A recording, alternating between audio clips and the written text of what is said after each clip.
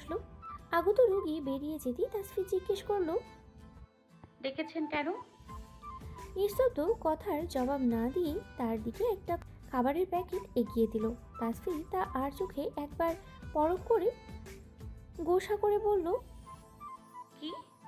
খাবার। তো কি করব? খাবে? খাবো না। নিস্তব্ধ আদেশসূচক বাক্যে কণ্ঠে বলল, জানতে চাইনি, দিয়েছি মানে খাবে। পরবর্তী থেকে কখনো যেন ব্রেকফাস্ট না করে বের হতে না দেখি। খাবার ফিনিশ করো ফাস্ট। মা বললো তাই দিলাম, ভেবো না তোমার প্রতি মায়া দেখাচ্ছি। তাসফি ফিসফিস করে বলল, একদম ডাহা মিথ্যা কথা। সে ঠিক জানে মা তাকে কিছুই বলেনি, সে নিজে থেকেই খাবার দিচ্ছে। অথচ বদমাইশ লোকটা মোটেও স্বীকার করবে না। কেমন মায়ের নাম বানিয়ে দিল। তবে লোকটা বুঝলো কি করে খেয়ে আসেনি? সে কি সবসময় তার উপরে নজর রাখে নাকি? আশ্চর্য। তাসফি রাগ নিয়ে খাবার তুলে নিল মুখে। যতই না বলুক তার ঠিকই ক্ষুধা লেগেছে। নিস্তব্ধ এক পলক তা দেখে বই হাতে বেরিয়ে গেল তার ক্লাস আছে। তারপর আবার রোগীর কন্ডিশন চেক আপ দিতে হবে। খাবার শেষ করে তাসফি ক্লাসে এলো। পরবর্তী ক্লাসটা নিস্তব্ধর 5 মিনিট পরেই শুরু হবে। সেদিনের মানসা নামের মেয়েটা আজও তাসফির পথ আটকে দাঁড়ালো। তাসফির প্রচণ্ড মেজাজ খারাপ হলো। এ মেয়ের সমস্যা কোথায়? ভদ্রতার খাতিরে সে চুপ রইল। মানসা বলল, স্যার আজ তোমায় ডাকলো কি জন্য? আজ তো কোনো কাজ ছিল না। তাসফির ভ্রু উঁচিয়ে মানসার দিকে চাইল। বাঁকা হেসে মানসার কানে কানে ফিসফিস করে বলল, ডাক্তার নিস্তব্ধ ইয়াসার আমায় রোম্যান্স করতে ডেকেছিল, বুঝলে? মানসা চোখ বড় বড় করে চাইল। মানে? তাসফি এক ঝাড়ি দিয়ে বলল, এই মেয়ে, সমস্যা কি তোমার? স্যার কেন ডেকেছে সেটা স্যারের কাছ থেকেই জেনে নিও। আমায় বারবার প্রশ্ন করবে না। আর হাত ছাড়ো, বারবার হাত ধরবে না, অসহ্য। স্যারের সম্পর্কে তোমার এত জানার আগ্রহ কেন বুঝি না। নিজের লিমিটের মধ্যে থাকো না। আমায় কেন স্যার ডাকে? স্যারের কাছেই না হয় শোনো। এখনই তো তিনি আসবেন ক্লাসে। মানসা কিছু বলতে নেবে তার আগেই নিস্তব্ধ হাজির হলো। সে থমথমে কণ্ঠে বলল, তাসফি কোনো জবাব না দিয়ে বেঞ্চে গিয়ে বসলো। মানসা আমতা আমতা করে বলল, নাথিং স্যার, নাথিং। নিস্তব্ধ গম্ভীর স্বরে বলল, ক্লাসের মাঝে এমন জটলা বাগাবেন না। একটা মহৎ পেশায় আপনারা নিয়োজিত হতে যাচ্ছেন। একজন ভবিষ্যৎ ডাক্তারের থেকে কোনো রোগী বিশৃঙ্খলা কামনা করে না। So be careful. নিজের জায়গায় যান। মানসা মাথা নত করে নিজের বেঞ্চে গিয়ে বসে পড়ল। নিস্তব্ধ স্যার তার সাথে কথা বলেছে। ও মাই গড, এতেই সে ভীষণ খুশি। তার মনে লাড্ডু ফুটছে। ওই তাসফিকে সে পরে দেখে নেবে। নিস্তব্ধ একবার আর চোখে তাসফিকে পরখ করে ক্লাসে মন দিল।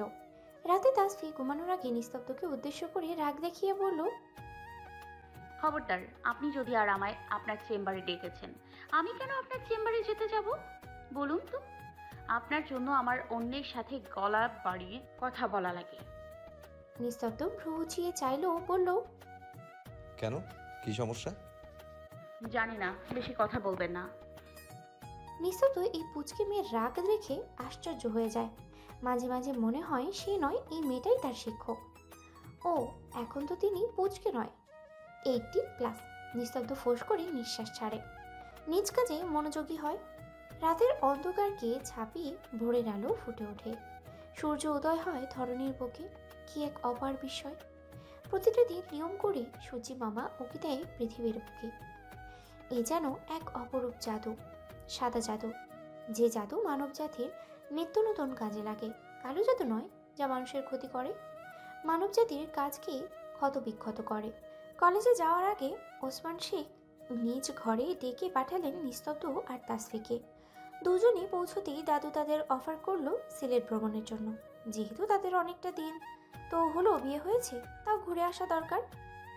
কিন্তু দুজনের কেউই রাজি হলো না। অন্যদিকে মুখ ঘুরিয়ে রাখলো। নিস্তব্ধ বলল তার ছুটি নেই, কেবলই নতুন হসপিটালে জয়েন করলো সে।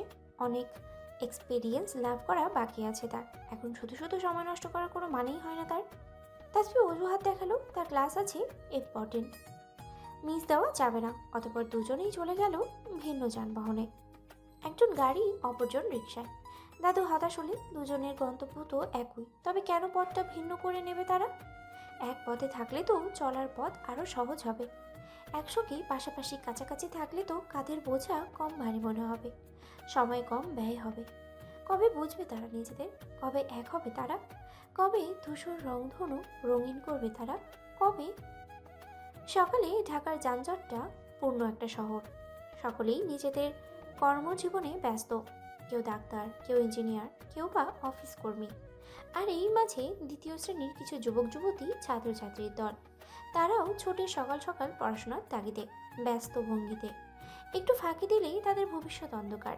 ফিউচারে তাদের করতে হবে কঠিন পরিশ্রম, কারণ এই যৌবনের সময়টাই তো তাদের জীবন গড়ার মোক্ষম সময়। হারানো সময় পুনরায় ফিরে পাওয়া যায় না, তেমনি যৌবনের গতিবেগ, শক্তি, ক্ষমতা, দক্ষতা আর কখনোই ফিরে পাওয়া যায় না। যারা এই সময়টাকে কাজে লাগিয়েছে তারাই তো আজ ডাক্তার, ইঞ্জিনিয়ার, পাইলট, বড় ব্যবসায়ী। আর যারা এই সময়টাকে হেসে খেলে পার করেছে তারাই আজ রিক্সা চালক, মুদির দোকানদার, বাসের কন্ডাক্টর। কেউ কি কখনো শুনেছে একজন ডক্টর কিংবা পাইলটকে রিক্সা চালাতে? আজ আকাশে কেমন মেঘলা মেঘলা ভাব বিদ্যমান। বৃষ্টি হবে কি? হ্যাঁ, হতেই পারে।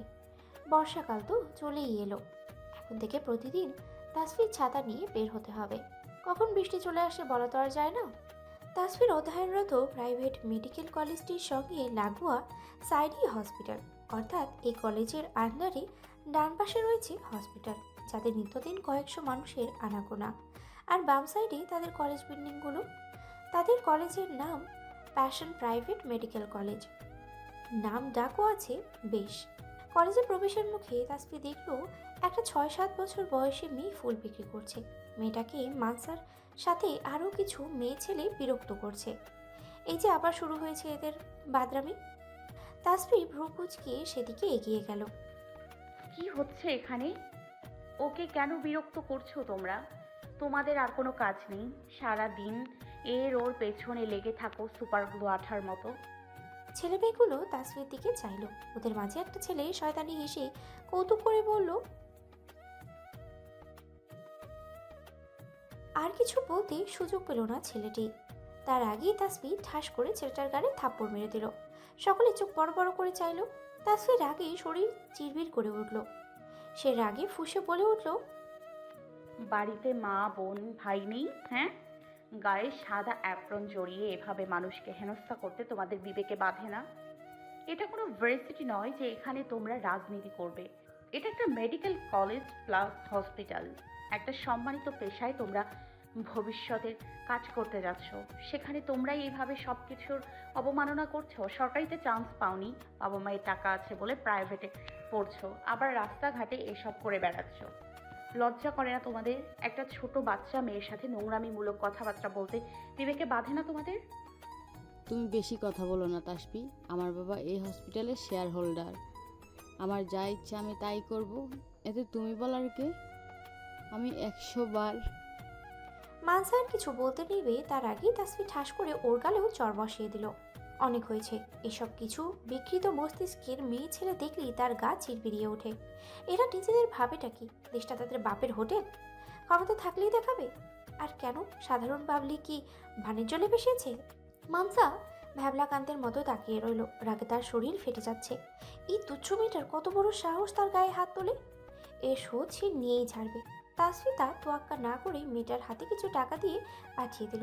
বাচ্চা মেয়েটা কৃতজ্ঞতাপূর্ণ দৃষ্টি তাসফির দিকে তাকিয়ে চলে গেল। তাসফি মানসার দিকে তাকিয়ে শাসিয়ে বলল, ভালো হয়ে যাও। ভালো হতে না পয়সা লাগে না। এসব লেম কাজ করে নিজেদের ভবিষ্যতের পেশাকে ছোট করো না। তোমার বাবা এই না সেই, সেটা জেনে আমার কোনো কাজ নেই। তোমার বাবার টাকায় আমি পড়াশোনা করছি না। এটা একটা প্রাইভেট মেডিকেল কলেজ। বছরে বছরে লক্ষ লক্ষ টাকা দিয়ে তবেই এখানে পড়াশোনা করতে হয়। অতঃপর সে নিজের কলেজের ভিতরে ঢুকে গেল। বিকৃত মেন্টালিটির মেয়ে ছেলের সঙ্গে তর্ক করে সে একদমই সময় নষ্ট করতে চায় না। নিস্তব্ধ গাড়ির ভেতরে বসেই শান্ত মস্তিষ্কে এতক্ষণে সবটা পরখ করলো। তাসফি চলে যেতেই নিস্তব্ধ চোয়াল শক্ত করে গাড়িটি ভেতরে ঢুকে পড়ল। মেয়ে তো নয়, যেন অগ্নিকন্যা। আর ছেলেমেয়েগুলোর ব্যবস্থা সে করবে। ঘড়িতে তখন রাত 10টা। তার আশেপাশে বাইরে কুটকুটে অন্ধকার, ল্যাম্পপোস্টের আলোয় হালকা আলোকিত। সুজন দাঁড়িয়ে আছে তাদের বাসা থেকে 5 কিলোমিটার দূরে একটা 3তলা ছাই রঙা বিল্ডিংয়ের সামনে। বিল্ডিংয়ের 3তলার শেষ কর্নারের রুমটায় বাতি জ্বলছে বেশ কিছুক্ষণ যাবৎ। সে চারিদিকে অপলক তাকিয়ে আছে আধ ঘন্টা যাবৎ। সুজন বারবার পায়ে হাত দিয়ে মশা তাড়াচ্ছে আর হাজারটা গালি ছুড়ে দিচ্ছে মশার বিরুদ্ধে। শালা হারামজাদার দল! এ, তোর মা খেতে দেয়নি, বাসায় এসে আমার রক্ত চুষছিস? তোরা জানিস আমি কে? প্রতিদিন আমার সামনে কত রক্ত ঘোরাফেরা করে তোরা জানিস? তোদের রক্ত লাগবে সেটা আমাকে বললেই পারিস। বাবা মা তোদের 1 ডজন রক্তর ব্যাগ দিয়ে যাব। তবু প্লিজ তোদের এত টুকু টুকু শুয়ের মতো আমার পাছায় ঢুকাস না। দোয়াই লাগে তোদের ভাই, দোয়াই লাগে। সুজনের হাজারটা আজগুবি বিড়বিড়ানোর মাঝেই কেউ তার কাঁধে টোকা দিল। সুজন চমকে উঠে পেছনে ঘুরে তাকালো। পেছন ঘুরে তৃপ্তিকে দেখে সুজন বুকে হাত দিয়ে দীর্ঘশ্বাস ফেলে দাঁত কিরমির করে বলল, অতিত্ব আত্মার বাচ্চা, এখনই তো আমার আত্মাটা খাতা থেকে বেরিয়ে আসতো। তুই কি চাচ্ছিস আমার এই বুলাবালা আত্মাটাকে কবজ করে ফেলতে? কি ব্যাপার বলতো? তোর লক্ষণ তো আমি মোটো ভালো দেখছি না রে তৃপ্ত আত্মা। তৃপ্তি চোয়াল শক্ত করে বলল, ফালতু কথা বন্ধ কর আর বল, গত আধা ঘন্টা যাবত আমার বিল্ডিং এর নিচে দাঁড়িয়ে তুই কি করছিস? সুজন তেতে উঠে বলল, তোর বিলিনের নিচে মানে? তুই বিলিনটা দিলি কবে? আমার নয়, আমাদের বলেছি আমি। সেটা কি হলো? কি বলতে চাইছিস তুই? আমি তোর জন্য এই বিলিনের নিচে মশার কামড় খেতে দাঁড়িয়ে আছি। তৃপ্তি ভাবলেশহীন গলায় বলল, আমি কিছুই ভাবছি না, তুই বলছিস। আর ভাববিও না। আমার কি কোনো খেয়ে দিয়ে কাজ নেই? তোদের বিলির নিচে দাঁড়িয়ে থাকবো? তোর মতো জল্লাদ মেয়ের জন্য কোনোদিন কোনো পুরুষ অপেক্ষা করবে কি না, এটা সন্দেহ আছে রে। অতৃপ্ত আত্মা, তুই তো সকলের ঘাড় এক নিমিষে বিনিশ করে দিবি রে। তুই কি না ভাবছিস আমি তোর জন্য দাঁড়িয়ে আছি? মোটো না, আমি তো আমার নতুন গার্লফ্রেন্ডের দেখা পেতে এখানে দাঁড়িয়ে আছি। সে আসবে, কিন্তু এখনো কেন আসছে না সেটা বুঝতে পারছি না। তোর গার্লফ্রেন্ডের বাসা এখানে? হ্যাঁ। কোন বাসাটা দেখা তো। সুজন মিছে রাগ দেখিয়ে বলল, কেন কেন তোকে দেখাতে যাব কেন? যাতে আমার নতুন গার্লফ্রেন্ডের জান কবজ করে ফেলতে পারিস। কিন্তু সেটা তো আমি একজন সচেতন প্রেমিক হয়ে কিছুতেই হতে দিতে পারি না। তুই সৎ একটি জল্লাদ, মুখে দুর্গন্ধযুক্ত, নাকে সর্দি নেওয়া মহিলা। তোকে আমার গার্লফ্রেন্ডের ঘর ছিনিয়ে দেওয়া মানে আমার ঘুম হারাম করা। তুই কি করে ভাবলি আমি জেনে শুনে সেই কাজটা করব? ফালতু কথা বন্ধ কর আর এখান থেকে ফোট। তুই কেডা রে আমাকে ফুটবলার? এটা কি তোর বাপের জায়গা? তুই ফুট বললেই ফাঁকা জুসের বোতলের মতো আমি ফুট যাব? তৃপ্তি জোরছে একটা ধমক দিল সুজনকে। Shut up stupid. বলেই সে হনহন করে চলে গেল। সুজন তার যাওয়ার পানে তাকিয়ে ফিসফিস করে বলল, তুই এত পাষাণ কেন রে অতৃপ্ত আত্মা? আমার উপরে একটু দয়া করে এই সুজন মাঝির জানটা কবজ করার থেকে একটু রেহাই দিতে পারিস না?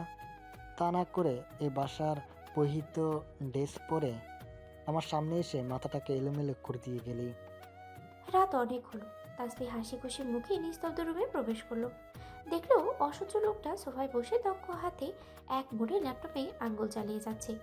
রুমের মাঝে আজ আর কোনো কালো ডিম লাইট জ্বলছে না, জ্বলছে তার আনা উজ্জ্বল রঙের লাইটটা। তাসফি আজ বিকেলে দারোয়ানকে দিয়ে তার পছন্দের রং কমলা রঙের একটি লাইট জ্বালিয়েছে। সেটাই খুব যত্নে সহিত লাগিয়ে দিয়েছে। অনেকেই কমলা রংটা পছন্দ করে না, ভাবে কমলা রংটা ভীষণ সেকেলে টাইপ, কিন্তু তাসফির কাছে মোটেও তা নয়। কমলা রং হচ্ছে পৃথিবীর শ্রেষ্ঠ শুভ্র রঙের মাঝে একটা। সূর্যমামা যখন ভোর সকালে এই ধরনের বকে উদয় হয়, তখন ঠিক এই কমলা রঙেরই আভাটা তার চারপাশে ছড়িয়ে পড়ে, আর আমরা পুরো পৃথিবীর সব কিছু রঙিন দেখতে পাই। ঠিক তেমনইভাবে সূর্যমামা তার কমলা রং সঙ্গে করে নিয়ে তো যায় পশ্চিম দিগন্তের ধীরে ধীরে। কেমন চারপাশ কালো অন্ধকারে মিলিয়ে যায়, চারপাশ কেমন নিস্তব্ধতায় ছেয়ে যায়, থেমে যায় সারাদিনে শত ব্যস্ততার কোলাহল সব। তাসফি রুমে প্রবেশের বার্তা পেলেই নিস্তব্ধ তার দিকে আর চোখে তাকালো। তাসফি একবার ড্রেসিং টেবিলের সামনে যাচ্ছে, তো একবার বেলকনিতে, একবার ওয়াশরুমে। নিস্তব্ধ এতক্ষণ বিষয়টায় নীরব ভূমিকা পালন করলেও এবার বিরক্ত কণ্ঠে ধমক দিয়ে বলল, এই মেয়ে, সমস্যা কি তোমার? এভাবে সারা রুম জুড়ে ঘুরু ঘুরু করছো কেন? পড়াশোনা নেই? সন্ধ্যা থেকে ওর ঘরে ঠ্যাং ঠ্যাং করে ঘুরে বেড়াচ্ছ। তাসফি বিড়বিড় করে বলল, সমস্যা তো অবশ্যই আছে ডক্টর সাহেব। এই যে আমি আপনার রুমের এত বড় একটা কেলেঙ্কারি করে ফেললাম, অথচ আপনি টু শব্দটি পর্যন্ত করলেন না। কিন্তু আমি তো তা মেনে নিতে পারছি না, আপনার নিস্তব্ধতা মানতে পারছি না। বিড়বিড় করার সাথেই তাসফির হালকা গোলাপি রঙের ঠোঁটজোড়া মৃদু ভঙ্গিতেই কাঁপছে। নিস্তব্ধতা অনুসরণ করে নিঃশব্দে ঠোঁট চিবল। তার গলাটা কেমন যেন শুকিয়ে আসছে। তার কি এখন একটু পানি খাওয়া দরকার? মাথাটাও কেমন ঝিমঝিম করছে। নাকি এক কাপ কফি খেয়ে মাথা ঝিমঝিম ভাবটা কমানো দরকার? এই মেয়ে, একদম বিড়বিড় করবে না, আমার পছন্দ নয়। তাসফি ভ্রুকুচকে বলল, তো আপনার পছন্দে অপছন্দে আমার কি যায় আসে? আমার যা ইচ্ছে আমি তাই করব। বলেই সে চলে গেল বাইরের দিকে। নিস্তব্ধ অবাক চোখে তাকিয়ে জিজ্ঞেস করলো, আবার কোথায় যাচ্ছ? তাসফি দায়সারাভাবেই জবাব দিল, আপার রুমে। আজ আমি সেখানেই থাকবো। তাছাড়া দাদুও এতক্ষণে ঘুমিয়ে পড়েছেন। আপনার এমন অসহ্যকর মুখটা দেখার চেয়ে বরং আমার আপার কাছে থাকাটাই বেটার। আপার মিষ্টি মুখটা দেখে ঘুমালে আমার স্বপ্নগুলো মিষ্টি হবে। আপনার মতো নিরামিষ টিটকুটে হবে না অবশ্যই। তাসফি চলে যাওয়ার পানে নিস্তব্ধ হতভম্ব হয়ে দাঁড়িয়ে থেকে অদ্ভুত ভঙ্গিতে নিজের মুখে হাত বুলালো। তার মুখ কিনা অসহ্য, সে কিনা নিরামিষ তিতকুটে। তাকে দেখলে ঘুমালির স্বপ্ন তিতকুটে হবে কেন? সে কি দেখতে এতটাই খারাপ নাকি? ইমে বলে কি? যেখানে কলেজে হসপিটালে যুবতী মেয়েরা তাকে দেখলেই তার দিকে হাঁ করে তাকিয়ে থাকে, সেখানে এইটুকুনি মেয়ে তাকে বলে কিনা তার মুখখানা অসহ্য। দিনটা শুক্রবার। নিস্তব্ধ আজ বাড়িতেই। তবুও যখন তখন তার হসপিটালে যেতে হতে পারে। কখন এমার্জেন্সি রোগী এসে হাজির হয় বলা তো আর যায় না। সকালে ব্রেকফাস্টের পরে তাসফি বাসন্তীর রুমে বসে পড়েছে বই খাতা নিয়ে। হাজারটা পড়া মুখস্থ করা তার বাকি। সে ডাক্তারি পড়াটা যতটা সহজ ভেবেছিল সেটা মোটেও অতটা সহজ নয়। পড়তে পড়তেই তার পাগল হবার জোগাড়। ছুটির দিন কই, আজ সকালের সঙ্গে বসে সে একটু সুখ দুঃখের আলাপ করবে, তার সেই সময়টাও নেই। বই খাতা নিয়ে তার পাগল হওয়ার জোগাড়। প্রতিদিন আইটেমে দেওয়া, প্রতিদিন পৃষ্ঠার পর পৃষ্ঠা মুখস্থ করা, কি আর সে যে কাজ! লিখতে লিখতে হাত খসে পড়ার মতো একটা অবস্থা। এরই মাঝে সে ঠিকঠাক মনের গোপন খবরটা পড়ারও ফুসরত পাচ্ছে না। তার তো এই 2 মাসে নাজেহাল অবস্থা। তবে যত কঠিনই হোক না কেন, যত কষ্টই হোক না কেন, তাকে তো ডাক্তার হতেই হবে। তার মায়ের স্বপ্ন পূরণ করতেই হবে, সঙ্গে নিজের স্বপ্নকে বাস্তবায়নও করতে হবে। তাসফি এখন বুঝতে পারছে ডাক্তারেরা কেন খিটখিট মেজাজের হয়। দীর্ঘ 5টা বছর তারা ধরা বাঁধা নিয়মের মাঝে পথ থেকেই মেজাজটা তাদের এমন খিটখিটে স্বভাবের হয়ে যায়। মুখস্থ প্রতিদিন আইটেম দিতে দিতে তাদের হাতের সাথে সাথেই তাদের কোমল মনটাও তেমন বদ্ধ খাঁচায় বন্দি হয়ে যায়। আর সবাই কর্কশ হয় কোথায়? এই যে সুজন ভাইয়া, মাহিন ভাইয়া, সৃজন ভাইয়া, কই তারা তো কর্কশ নয়, কি সুন্দর হাসি খুশি তারা। তারপর তাদের কলেজের হাবিব স্যার, সেও তো হাসি খুশি, ক্লাসে সবসময় হাসি খুশিভাবেই কথা বলে। তার ডাক্তার বর মহাশয়ের ভাবসাব একটু ব্যতিক্রম। তাসফি এক মনেই পড়ে যাচ্ছে। তার মাঝে পান্না এলো নিলয় সাহেবের ফোন হাতে। সে তার মিষ্টি কণ্ঠে তাসফিকে উদ্দেশ্য করে বলল, কাকিয়া, মা কল করেছে, নাও নাও কথা বলো। তাসফি হতাশ চোখে চেয়ে ফোনটা হাতে নিল। ব্যস্ততায় তার 2 দিন বাড়তে ফোন করা হয়নি। কদিন আগেই তার শ্বশুরমশাই তাকে নতুন একখানা স্মার্টফোন কিনে দিয়েছে। তা কোথায় পড়ে আছে কে জানে। তার খোঁজখবর রাখার কি আর তাসফির সময় আছে? এই ফোন কেনা নিয়েও তার বর মহাশয় কিছুদিন তাসফির দিকে চোখ কটমট করে তাকিয়েছে। বলেছে, ল্যাপটপ আছে, ফোনের কি দরকার? ল্যাপটপেই তো সে তার সব কাজ করতে পারছে। পুচকে একটা মেয়ের হাতে এখনই কেন তাদের ফোন ধরিয়ে দেওয়া লাগবে? তাসফি বুঝে পায় না এই লোকের সমস্যা ঠিক কোথায়। বউকে মানবে না, তার সঙ্গে সারাক্ষণ ঝগড়ায় লিপ্ত থাকবে, অথচ তার উপরে অধিকার ফলাতে আসে। সে যা খুশি করুক, সেই কথা না হয় পরেই ভাবা যাবে। আপাতত তার দাদির সাথে কথা বলা যাক। ফোন কাঁধে নিয়ে তাসফি খাতায় ইংরেজিতে কী সব লিখতে লিখতে বলল, হ্যাঁ বুড়ি, বলো। নাতনির কণ্ঠ পেতেই দাদি হাঁক ছেড়ে ছেলেকে ডাকলেন। কইরে মুস্তফা, এনে তোর মাইয়ারে ফোনে পাউন গেছে। অতঃপর তাসফির উদ্দেশ্যে ফুঁসে উঠে বললেন, বলে আইসেম রে, তোর ফোন হান রাহাস কোন হান? আজ 2 দিন ধইরা তোমার ফোনে পাওন যায় না। বলি শ্বশুর বাড়ি যাইয়া কি আমাকে ভুল লাগেছে একেবারে? বিয়া তো করবার চাইছিলা না, আর এখন আমাকে ভুইল্লা পড়ছ দেখতেছি। তাসফি দীর্ঘশ্বাস ছেড়ে হতাশ কণ্ঠে বলল, ভুলি নাই দাদি।